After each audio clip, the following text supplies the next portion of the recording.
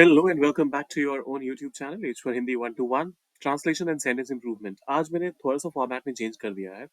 मैंने क्या किया है कि जो हिंदी और इंग्लिश वर्जन है वो पहले से लिख लिया है और इसमें देखेंगे कि क्या कोई मिस्टेक है जो अक्सर लोग करते हैं या फिर क्या इन सेंटेंसेस में कोई मिस्टेक है।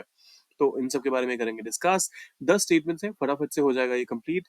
लेकिन आपने क्या करना है, वीडियो को करना है लाइक, चैनल को सब्सक्राइब, शेयर करना है इसे अपने दोस्तों के साथ और कमेंट बॉक्स में क्या लिखना है वो मैं थोड़ी देर में बताता हूँ। अगर कुछ ना भी लिखने का दिल करे तो लिखिए put the next part soon. Put the next part soon. आइए करते हैं शुरुआत। ओके, पहला सेंटेंस ये बेहद जरूरी है हमें समझना कि चीजें कैसे लिखी जाती हैं इंग्लिश में, और तभी जाके हम अपने इंग्लिश के गेम को बेहतर बना पाएंगे। डेटा बहुत महत्वपूर्ण है, उन्हें सावधानी से विश्लेषण करने की आवश्यकता है। Data is very important for businesses, they need to analyse it carefully. तो इसमें दो एरर्स हैं टेक्निकली अगर देखा जाए तो। पहली चीज तो ये, data is very important for businesses, ये अपने आप में कंप्लीट थॉट है। They need to analyse it carefully, ये भी अपने आप में कंप्लीट थॉट है और बीच में कोई कंजंक्शन नहीं है। कहने का मतलब, जब मैं कहता हूँ कंप्लीट थॉट है तो कहने का मतलब अगर मैं इनको अलग अलग देखूं तब भी इन दोनों स्टेटमेंट्स का अपने आप में एक मतलब है और ऐसा नहीं होगा कि आपको लगेगा अरे ये तो अधूरा रह गया। तो ऐसे स्टेटमेंट्स में आपको या तो कंजंक्शन चाहिए, और कंजंक्शन अगर आप नहीं ऐड कर सकते हैं फॉर सम रीजन, तो फिर आप सेमी कोलन का इस्तेमाल कीजिए और उसके बाद आने वाले वर्ड में से पहले लेटर को करिए capital. So data is very important for businesses, they need to analyse it carefully. ये तो हो गया पहला एरर। लेकिन पंक्चुएशन एरर, जब कभी भी आप कंपेटिटिव एग्जाम की बात करें या फिर आपके स्कूल के एग्जाम में भी पंक्चुएशन एरर्स पूछे जाते हैं नहीं। तो इसमें एरर जो है वो यहां पर है। Data is very important for businesses. Data देखिए, जब आप एक लिस्ट ऑफ इंफॉर्मेशन की बात करते हैं तो वो बनता है डेटा, और इसी वजह से आप डेटा कभी भी सिंगुलर कंसिडर नहीं किया जाता। डेटा का सिंगुलर बहुत ही अनकॉमन है, वो है डेटम। डेटम तो ये तो कोई इस्तेमाल करता ही नहीं है, इस वजह से हमें लगता है डेटा मतलब सिंगुलर ही होगा। और दूसरी चीज ये भी है कि हमारे जहन में पहले से एकदम से ये भी कहीं ना कहीं भरा हुआ है कि अगर हमने मान लीजिए नाउन कहा तो नाउन्स कर दिया तो ये हो गया प्लूरल। अगर हमने टीम कहा और इसमें एस लगा दिया तो टीम्स हो गया प्लूरल। तो डेटा में एस या ईएस नहीं दिख रहा है, तो इस वजह से भी हम में से कई बार लोगों को लग जाता है कि यार ये तो सिंगुलर ही होगा, लेकिन ऐसा नहीं है। डेटा अपने आप में एक प्लूरल सब्जेक्ट है और इसका ट्रीटमेंट भी प्लूरल वाला ही होना चाहिए। सो करेक्ट वर्जन इसका होगा, data are very important for businesses, they need to analyse it carefully. Data are very important for businesses, they need to analyse it carefully. Team कड़ी मेहनत कर रही है और वे चैंपियनशिप जीतने की उम्मीद कर रहे हैं। टीम कड़ी मेहनत कर रही है, the team has been working hard. अब देखिए, पास्ट से वो मेहनत करने का काम शुरू हुआ है और प्रेजेंट में भी वो हार्ड वर्क का सिलसिला जारी है, तो इसी वजह से the team has been working hard. इसमें मुझे कोई एरर दिख नहीं रहा। And they are hoping to win the championship, and conjunction है, वे जीतने की उम्मीद कर रहे हैं, so they are hoping to win the championship. Continuous tense में इसका इस्तेमाल किया गया है, प्रेजेंट कंटिन्यूस का, और टेंस इस्तेमाल में भी ये करेक्ट है। इसमें कोई चैलेंज एज सच नहीं दिख रहा। लेकिन आपको जब एरर ढूंढना है तो आपको होलिस्टिकली पूरी चीज को देखना पड़ेगा। द टीम, और ये वाला जो दे है ये इस टीम के लिए कहा गया है, तो इस वजह से आप यहां पर दे के बदले इट का इस्तेमाल करेंगे। So the team has been working hard and it, क्योंकि अब इट आ गया तो ऑब्वियसली इट के साथ आप आर का इस्तेमाल नहीं करेंगे। It is hoping to win the championship. ये ध्यान रखिएगा, टीम मेंबर के हर एक इंसान की बात नहीं हो रही है यहाँ पर। मतलब ऑब्वियसली बात हो रही है, हर इंसान के दिमाग में यही चीज होगी जब कोई भी हार्डवर्क करता है तो, कि वो जीते।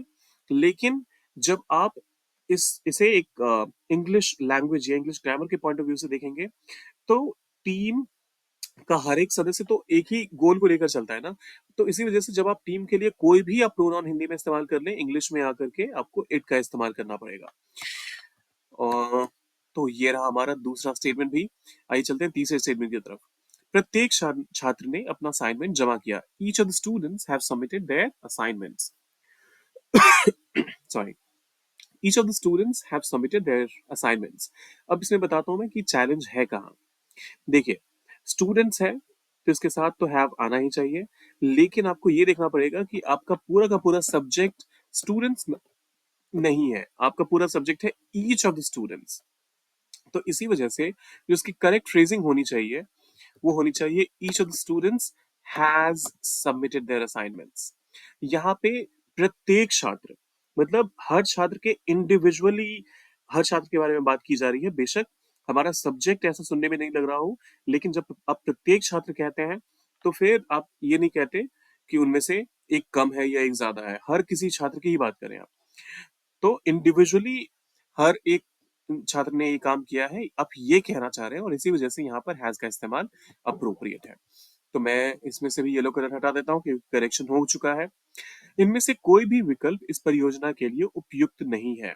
Neither of the options are suitable for this project. Same concept जैसे ईच वाले में देखा आपने, जैसे आपका सेंटेंस नीदर नॉट से शुरू, मतलब नीदर से शुरू हो जाता है या ईदर से शुरू हो जाता है, तो आपको पता है कि ऑप्शंस बहुत सारे हो सकते हैं, लेकिन इनमें से कोई भी नहीं।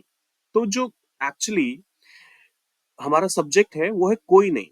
जब आप एक होता है तो उसके साथ सिंगुलर इस्तेमाल करते हैं, एक से ज्यादा होता है तो प्लूरल का इस्तेमाल करते हैं। लेकिन यहाँ तो टेक्निकली हमारा सब्जेक्ट कोई है ही नहीं, वो एक्शन कोई परफॉर्म कर ही नहीं रहा। तो इस वजह से आप यहाँ पर इज का इस्तेमाल करेंगे तो सेंटेंस आपका करेक्ट होगा। So neither of the options या फिर neither of the options, pronunciation wise by the way ये भी बता दूं, नीदर का आई मीन इस वर्ड का प्रोनाउंसिएशन दोनों ही, नीदर भी सही है और नाइदर भी सही है, आपकी मर्जी है, आप इन दोनों में से कोई सा भी इस्तेमाल कर सकते हैं। तो the correct answer or the correct statement should be neither of the options is suitable for the project या फिर for this project। समाचार चौंकाने वाले हैं, the news are shocking। ये तो वैसे आप में से बहुत सारे लोगों ने देखते ही समझ लिया होगा, और छोटा सा स्टेटमेंट है तो इसमें बहुत ज्यादा ज्यादा गुंजाइश भी नहीं है।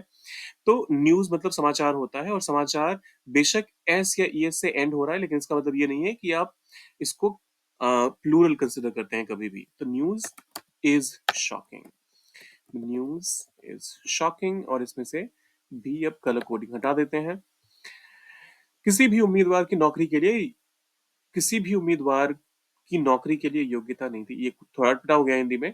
किसी भी उम्मीदवार को नौकरी के लिए योग्यता नहीं थी या के पास नौकरी के लिए योग्यता नहीं थी, ये कहना चाह रहे हैं हम। So none of the candidates were qualified for the job. Same वही नीदर वाला यहाँ पर भी हो गया, नन ऑफ द कैंडिडेट्स यहाँ पर आ गया है। तो आपको इसके साथ हमेशा ध्यान रखना है कि वॉज का ही इस्तेमाल करें। मैं एक बार इसकी पूरी लिस्ट भी आपके सामने लिख देता हूँ, पहले इसमें से कलर कोडिंग हटा देते हैं। चलिए यहाँ पे अगर देखें तो each, every, nobody, one।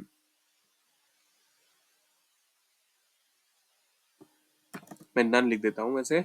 सो each, every, nobody, none, somebody, someone, nobody, no one, each one, everyone, ये सारे के सारे हमारे सिंगुलर सब्जेक्ट्स हैं। तो इनके साथ अगर सेंटेंस की शुरुआत हुई है, नीदर, ईदर, इन सब के साथ अगर सेंटेंस की शुरुआत हुई है, काफी लंबी लिस्ट है, तो आप हमेशा आपका जो वर्ब रहेगा वो सिंगुलर ही रहेगा, इस चीज का ध्यान रखना है। पुलिस अपराध की जांच कर रही है, तो police is investigating the crime. मैं एक आपको आप लोगों से एडमिट करूं यहाँ पे, इस चीज में मैं बचपन से हमेशा कंफ्यूज होता रहा हूँ, और आप में से भी बहुत सारे लोग हो सकता है कंफ्यूज होते हो कि जब आप आर्मी कहते हैं तो अ ग्रुप ऑफ सोल्जर्स को आप कहते हैं army, a group of soldiers.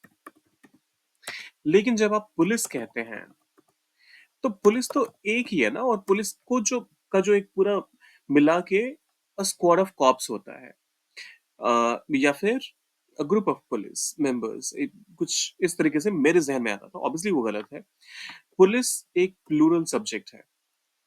अब ये क्यों है कैसे है ये मैं नहीं बता सकता, शायद इस वजह से मान लीजिए कह सकते हैं क्योंकि हर एक स्टेट का अलग पुलिस होता है, और पुलिस महकमे में भी कई बार होता है कि हर मतलब पूरा का पूरा विभाग एक ही केस पर काम नहीं करता। मतलब ये मेरे सोचने का तरीका है, तो हो सकता है आप इसे एग्री करें। तो क्योंकि पुलिस अपने आप में बटी हुई होती है अरबी की तरह, वो एक सिंगल गोल लेकर एक सिंगल डायरेक्शन में काम नहीं करती है, तो शायद इस वजह से तो पुलिस के साथ हमेशा आर का इस्तेमाल किया जाता है। So the police are investigating the crime, the police are investigating the crime, हमेशा ध्यान रखिएगा। ये बहुत कॉमन है, और इसमें मैंने बहुत लोगों को बहस करते हुए भी देखा है कि वो मानने को तैयार ही नहीं होते कि पुलिस के साथ हमें आर का इस्तेमाल करना पड़ेगा, लेकिन जो रूल है वो है। गणित एक कठिन विषय है। Mathematics are a difficult subject. ये तो आसान है। देखिए, फिर से यहाँ पर आपको ध्यान रखना है कि मैथमेटिक्स एक सब्जेक्ट का नाम है, बेशक ये एस या ईएस से एंड हो रहा है। तो कभी भी ब्लाइंड फोल्डेड ऑन नहीं रखना है कि बॉस अगर नाउन के साथ एस ईएस लग गया तो वो सब्जेक्ट हमेशा प्लूरल हो जाता है। ऐसा हमेशा नहीं होता। फिजिक्स, मैथमेटिक्स, सिविक्स, ये सारे सब्जेक्ट्स के नाम है और एक एक सब्जेक्ट का नाम है। तो ऐसे में आपको कभी भी इसके साथ इज का इस्तेमाल, सॉरी, आर का इस्तेमाल नहीं करना चाहिए। Mathematics is a difficult subject. समिति ने बैठक स्थगित करने का निर्णय लिया है। The committee have decided to postpone the meeting. फिर से, कमिटी एक ग्रुप है, जैसे मान लीजिए टीम कहते हैं आप, या फिर आर्मी कहते हैं आप, या फिर अ, कुछ भी ऐसा कलेक्टिव नाउन वाला जैसे आता है, फ्लीट कहते हैं आप। तो इन सब के केस में आप हमेशा सिंगुलर सब्जेक्ट, और कमिटी ऑब्वियसली इसी लिस्ट में आता है कि आपका सब्जेक्ट सिंगुलर कंसिडर किया जाता है, और इसी वजह से आपका जो वर्ब होगा इसके साथ वो भी सिंगुलर ही होगा। The committee has decided to postpone the meeting. हर कोई पार्टी का आनंद ले रहा है। Everyone are enjoying the party. इसके बारे में थोड़ी देर पहले हमने डिस्कशन किया, तो इस वजह से इसकी इंग्लिश, इसका जो करेक्ट वर्जन है वो तो आपको आना चाहिए। Everyone are enjoying the party या फिर इज एंजॉयिंग द पार्टी, क्या होगा करेक्ट वर्जन वो डाले कमेंट बॉक्स में। या फिर अगर इतनी मेहनत नहीं करनी तो लिखिए पुट द नेक्स्ट पार्ट सून। और वीडियो को कीजिए लाइक, चैनल को सब्सक्राइब, शेयर कीजिए अपने दोस्तों के साथ। कमेंट में लिखिए पुट द नेक्स्ट पार्ट सून। मिलते हैं जल्दी।